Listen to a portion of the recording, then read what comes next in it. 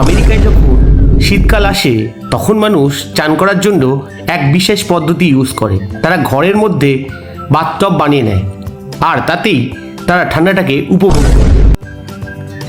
জাপানে যখন শীতকাল আসে তখন মানুষ চান করার সময় এক বিশেষ পদ্ধতি গ্রহণ করে, যার সাহায্যে তারা ঠান্ডার সময় সুন্দরভাবে চান করতে পারে। নাইজেরিয়াতে যখন ঠান্ডা পড়ে তখন সেখানকার মানুষ খুব ভয়ে ভয়ে জল হাতে নেয়, তারপর আস্তে আস্তে জল ঢালে যাতে তার ঠান্ডা লেগে না যায়। এবার আসি ইন্ডিয়ার কথায়।